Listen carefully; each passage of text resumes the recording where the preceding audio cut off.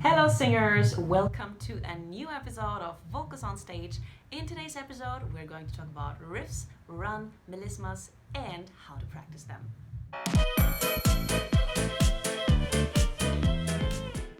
What are riffs or runs, melismas, embellishments? I've heard all kinds of names, but pretty much same thing. A riff is additional notes to the original melody. Why bother using runs and why bother learning them?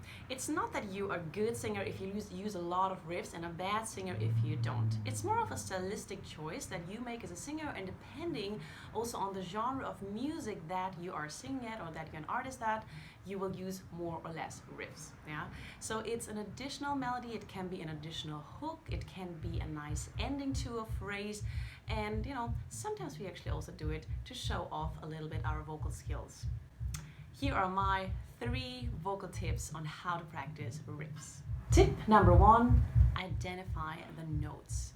I find that the biggest reason why singers struggle with riffs is they don't know exactly what they need to sing. So they kind of start guessing, and the riff starts to sound a little bit like a approximation of the riff. Oh, 1,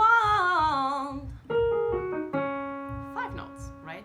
So identifying the notes is, in my opinion, the first step to successfully master a riff. Tip number 2, practice slowly. You have figured out which notes you need to sing. Now it's time to practice them slowly. If you need, you can also lower the pitch. If it's like a very high in the stratosphere kind of riff, lower it, maybe an octave or maybe just a couple of notes, and then gradually move it back up, but practice slowly. The quickest way to master a riff fast is actually to practice it slow. So let's take a riff again, just a 5, 4, 3, 2, 1.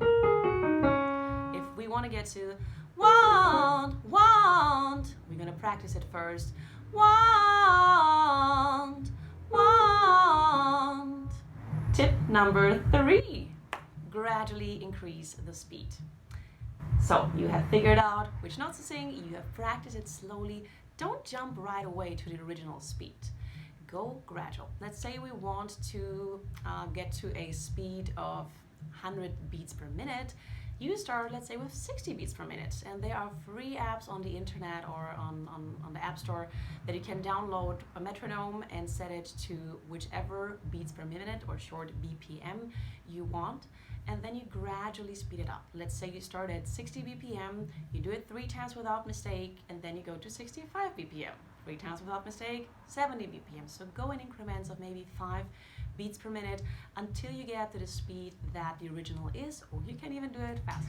The key here is gradual. So you want to really move in increments of maybe 3 to 5 beats per minute so that you don't lose it if it's too fast or if it starts to be a little bit sloppy. Want, then slow it back down to the next level and then see if you can do it 3 times exact and without mistake.